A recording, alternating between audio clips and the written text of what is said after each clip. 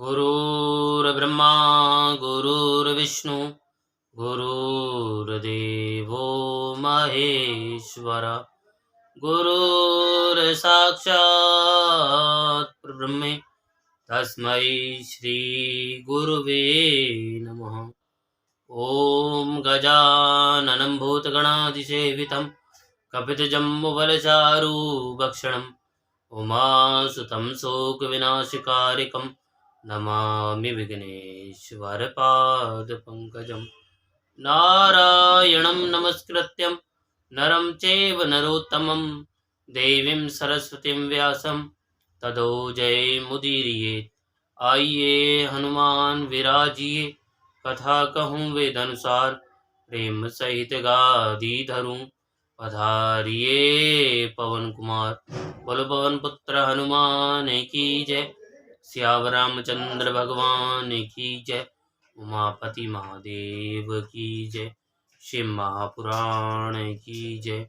ओम नमः पार्वती पते हर हर महादेव हर हर महादेव हर हर महादेव। जय जय श्री राधे जय जय श्री राधे जय जय श्री राधे श्याम। ओम श्री शाम शिवाय नमः। ओम श्री शाम शिवाय नमः। ओम श्री शाम शिवाय नमः। तो आप सुन रहे हैं शिव पुराण में रुद्र संहिता सती खंड 31वां अध्याय। ब्रह्मा जी बोले, हे मुनीश्वर, इसी बीच वहां दक्ष तथा देवता आदि को सुनाते हुए आकाशवाणी ने यथार्थ बात कही। आकाशवाणी बोली, हे दुराचारी तथा दंभ वृत्ति में तत्पर दक्ष, हे महामूढ़, तुमने यह कैसा अनर्थकारी कर्म कर डाला। हे मूढ़, तुमने शिव भक्त राज दधीची के कथन को भी प्रमाण नहीं माना, जो तुम्हारे लिए सब प्रकार से आनंददायक और मंगलकारी था। वे ब्राह्मण तुमको दुस्सह शाप देकर चले गए, तब भी तुम मूढ़ ने अपने मन में कुछ भी नहीं समझा। इसके अनंतर तुमने अपने घर में स्वतः आई हुई अपनी मंगलमयी पुत्री सती का विशेष आदर क्यों नहीं किया। हे ज्ञान दुर्बल, तुमने सती और महादेव जी की पूजा नहीं की, यह तुमने क्या किया। मैं ब्रह्मा जी का पुत्र हूं ऐसा समझकर विमोह में पड़कर तुम व्यर्थ ही घमंड में भरे हुए हो। वे सती सदा आराधना करने के योग्य, समस्त पुण्यों का फल देने वाली, तीनों लोकों की माता, कल्याण स्वरूपा और शंकर के आधे अंग में निवास करने वाली हैं। वे माहेश्वरी सती देवी पूजित होने पर सदा संपूर्ण सौभाग्य प्रदान करने वाली और अपने भक्तों को सब प्रकार के मंगल प्रदान करने वाली हैं। वे सती देवी ही पूजित होने पर सदा संसार का भय दूर करने वाली, मनवांचित फल देने वाली हैं और समस्त उपद्रवों को नष्ट करने वाली हैं। वे परमा परमेश्वरी सती ही पूजित होने पर सदा कीर्ति, भोग तथा मोक्ष प्रदान करती हैं। वे सती ही इस जगत को जन्म देने वाली माता, जगत की रक्षा करने वाली, अनादि शक्ति और कल्प के अंत में जगत का संहार करने वाली हैं। वे सती ही जगत की माता, भगवान विष्णु की माता, विलासिनी तथा ब्रह्मा, इंद्र, चंद्र, अग्नि एवं सूर्य आदि की जननी मानी गई हैं। वे सती ही तपस्या, धर्म तथा दान आदि का फल देने वाली, शंभु शक्ति, महादेवी, दुष्टों का हनन करने वाली और परात्पर शक्ति हैं। ऐसी सती देवी जिनकी सदा प्रिय भारियां हैं, उन शिव को दुष्ट विचार वाले मूढ़ तुमने यज्ञ भाग नहीं दिया। भगवान शिव ही परमेश्वर, सबके स्वामी, परात्पर ब्रह्मा, विष्णु आदि के द्वारा सम्यक सेव्य हैं और सबका कल्याण करने वाले हैं। इन्हीं के दर्शन की इच्छा वाले सिद्ध पुरुष तपस्या करते हैं और इन्हीं के दर्शन की इच्छा वाले योगी जन योग साधना में प्रवृत्त होते हैं। अनंत धन धान्य और यज्ञ आदि का सबसे महान फल शंकर का दर्शन ही कहा गया है। वे तो शिवजी ही जगत का धारण पोषण करने वाले, समस्त विद्याओं के पति, सब कुछ करने में समर्थ, आदि विद्या के श्रेष्ठ स्वामी और समस्त मंगलों के मंगल हैं। हे खल, तुमने उनकी शक्ति का आज सत्कार नहीं किया, इसलिए अवश्य ही इस यज्ञ का विनाश हो जाएगा। पूजनीय व्यक्तियों की पूजा न करने से अमंगल होता है। क्या परम पूजनीय वे शिवा तुम्हारी पूजा के योग्य नहीं थी? शेषनाग अपने 1000 मस्तकों से प्रतिदिन जिनकी चरण रज को प्रेम पूर्वक धारण करते हैं, उन्हीं शिव की शक्ति ये शिवा सती हैं। जिनके चरण कमलों का आदर पूर्वक ध्यान और पूजन कर विष्णुत्व को प्राप्त हो गए, उन्हीं शिव की पत्नी सती हैं। जिनके चरण कमलों का ध्यान एवं पूजन कर ब्रह्मा जी ब्रह्मत्व को प्राप्त हो गए और जिनके चरण कमलों का आदर पूर्वक निरंतर ध्यान एवं पूजन करके इंद्र आदि लोकपालों ने अपने अपने उत्तम पद को प्राप्त किया है, उन्हीं शिव की पत्नी सती हैं। भगवान शिव संपूर्ण जगत के पिता हैं और शक्ति रूपा देवी सती जगन माता कही गई हैं। हे मूढ़, तुमने उनका सत्कार नहीं किया, तुम्हारा कल्याण कैसे होगा? तुम्हारे ऊपर दुर्भाग्य का आक्रमण हो गया है और विपत्तियां टूट पड़ी हैं, क्योंकि तुमने भक्ति पूर्वक उन भवानी और शंकर की आराधना नहीं की। कल्याणकारी शिव जी का पूजन अर्चन न करके मैं कल्याण प्राप्त कर लूंगा, यह कैसा गर्व है? वह तुम्हारा दुर्वार गर्व आज विनष्ट हो जाएगा। इन देवताओं में कौन ऐसा है जो सर्वेश्वर शिव से विमुख होकर तुम्हारी सहायता करेगा? मुझे तो ऐसा कोई दिखाई नहीं दे रहा है। यदि देवता इस समय तुम्हारी सहायता करेंगे तो जलती हुई आग से खेलने वाले पतंगों के समान विनाश को ही प्राप्त होंगे। आज तुम्हारा मुख जल जाए, तुम्हारे यज्ञ का नाश हो जाए और जितने तुम्हारे सहायक हैं वे भी आज शीघ्र ही भस्म हो जाएं। जो आज इस दुरात्मा दक्ष की सहायता करेंगे, उन समस्त देवताओं के लिए शपथ है कि उनका कर्म तुझ दक्ष के अमंगल के लिए हो। समस्त देवता आज इस यज्ञ मंडप से निकलकर अपने अपने स्थान को चले जाएं, अन्यथा आप लोगों का सब प्रकार से नाश हो जाएगा। अन्य सब मुनि और नाग आदि भी इस यज्ञ से निकल जाएं, अन्यथा आज आप लोगों का सर्वथा नाश हो जाएगा। हे विष्णु, आप इस यज्ञ मंडप से शीघ्र निकल जाएं, अन्यथा आज आपका सर्वथा नाश हो जाएगा। हे विधाता, आप भी इस यज्ञ मंडप से शीघ्र निकल जाइए, अन्यथा आज आपका सर्वथा नाश हो जाएगा। ब्रह्मा जी बोले, हे नारद, संपूर्ण यज्ञशाला में बैठे हुए लोगों से ऐसा कहकर सबका कल्याण करने वाली आकाशवाणी मौन हो गई।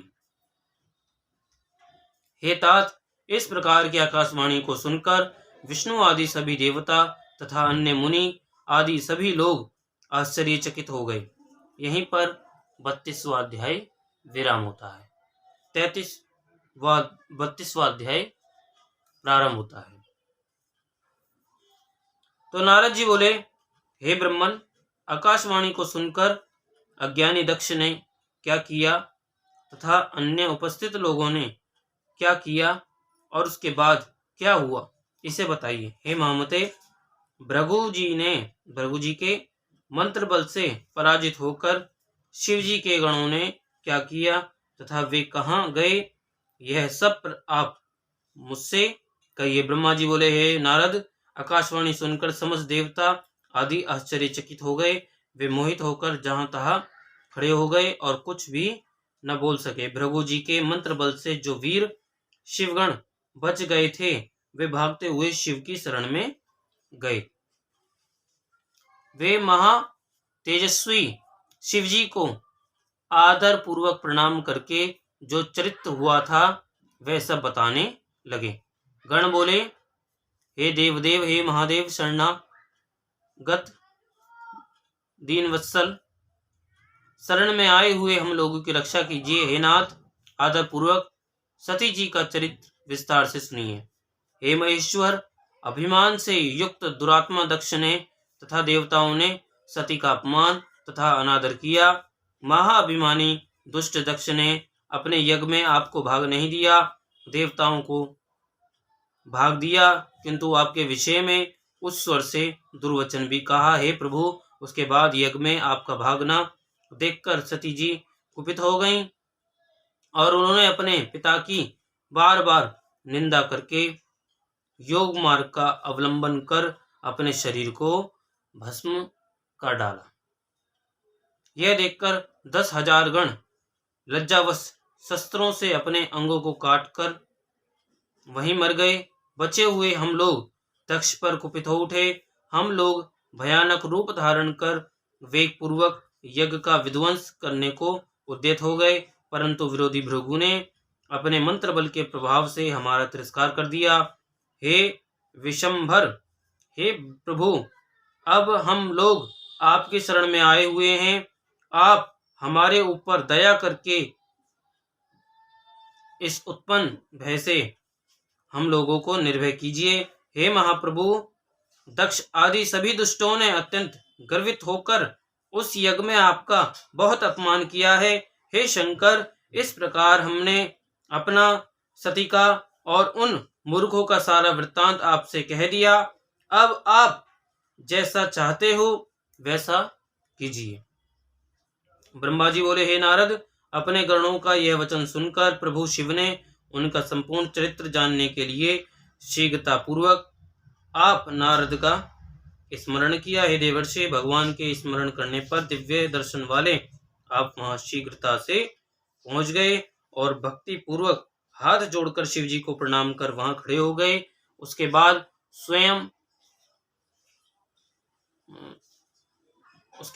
स्वामी शंकर जी ने आपकी प्रशंसा करके दक्ष यज्ञ में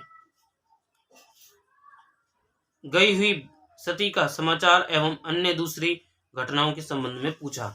हे नारद, शिव जी के पूछने पर शिव स्वरूप आपने शीघ्र ही जो कुछ भी दक्ष यज्ञ में घटित हुआ था वह सब समाचार कह दिया।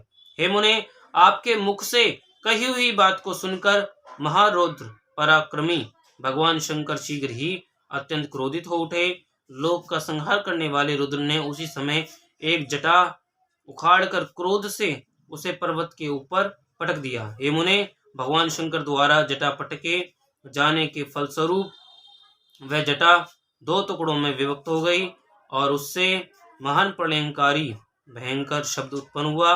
हे देवर्षियों, जटा के पूर्व भाग से महाभयंकर और महाबली सभी गणों में अग्रणी वीरभद्र प्रकृत उत्पन्न हुए।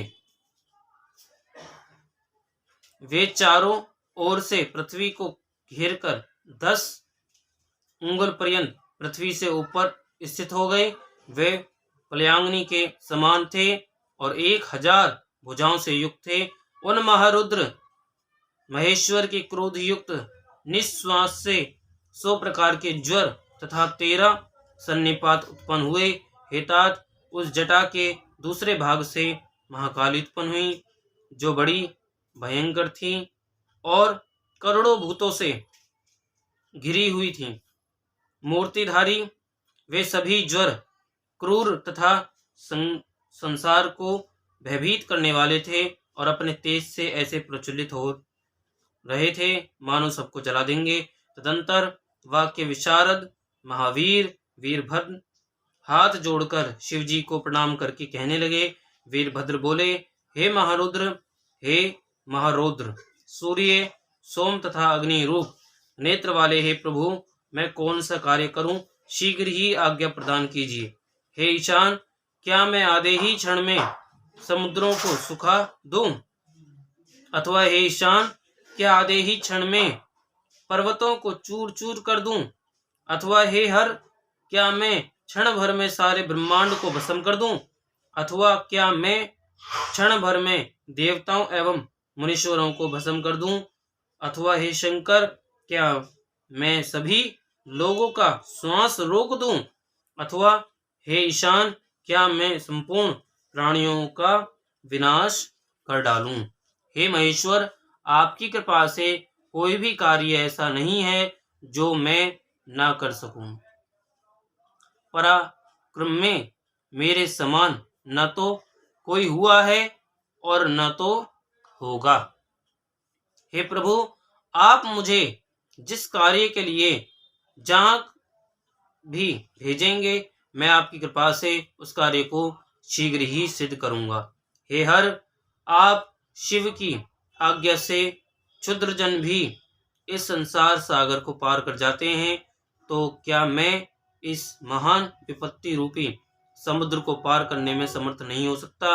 हे शंकर, आपके द्वारा भेजे गए तृण से भी क्षण मात्र में ही बिना प्रयत्न के बहुत बड़ा कार्य किया जा सकता है, इसमें संशय नहीं है। हे शंभु, यद्यपि सारा कार्य आपके लीला मात्र से ही सिद्ध हो सकता है, फिर भी यदि आप मुझे भेज दें तो यह आपकी बड़ी कृपा होगी। हे शंभु, हे शंकर, आपकी कृपा से मुझ में ऐसी शक्ति है जैसी कि आपकी कृपा के बिना अन्य किसी में भी नहीं हो सकती।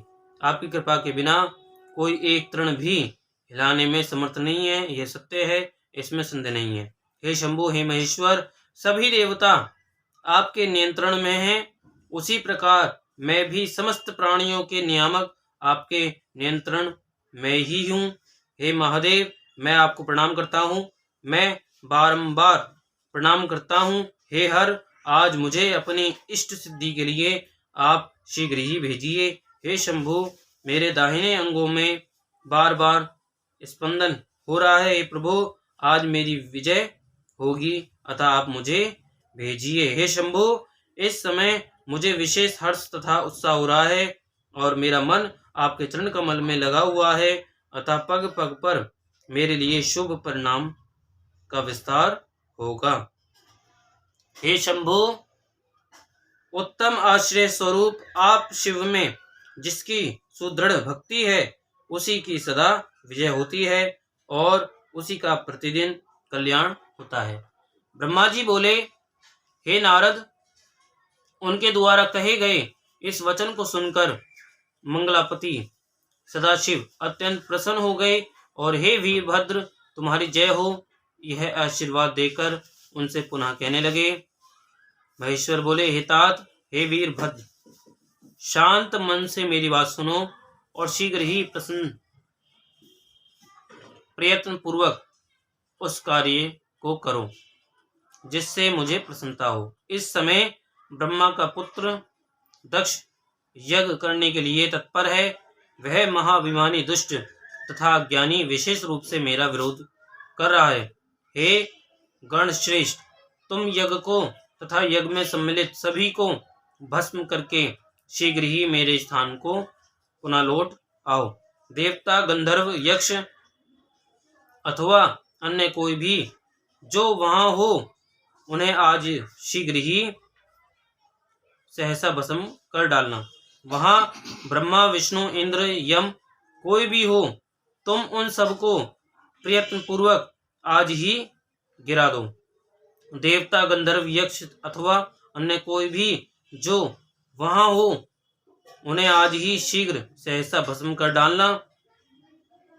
दधीची की दिलाई हुई मेरी शपथ का उल्लंघन करके जो भी वहां ठहरे हुए हैं, उन्हें निश्चय ही तुम प्रयत्न पूर्वक जला देना।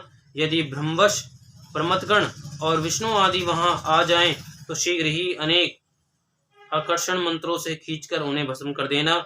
जो मेरी शपथ का उल्लंघन करके गर्वित हो वहां ठहरे हुए हैं, वे मेरे द्रोही हैं, अतः उन्हें अग्नि की लपटों से भस्म कर देना। दक्ष के यज्ञ स्थल में स्थित लोगों को उनकी पत्नियों तथा सामग्री सहित जलाकर भस्म करके शीघ्रता से पुनः चले आओ। तुम्हारे वहां जाने पर विश्वदेव आदि देवगण भी यदि सामने आकर सादर स्तुति करें तो भी तुम उन्हें शीघ्र ही आग की ज्वाला से जला डालना। इस प्रकार जो भी मुझसे द्रोह करने वाले देवतागण वहां उपस्थित हों उन्हें शीघ्र ही अग्नि की ज्वाला में जलाकर मेरे समीप लौट आना। मंत्र पालक समझकर उनकी उपेक्षा कदापि न करना। हे वीर, पत्नियों तथा बंधुओं सहित वहां उपस्थित दक्ष आदि सभी को लीला पूर्वक भस्म करने के बाद ही तुम जल ग्रहण करना, अर्थात कार्य पूर्ण होने के अनंतर ही पूर्ण विश्राम करना। राम काज कीने बिनु मोहि कहाँ विश्राम।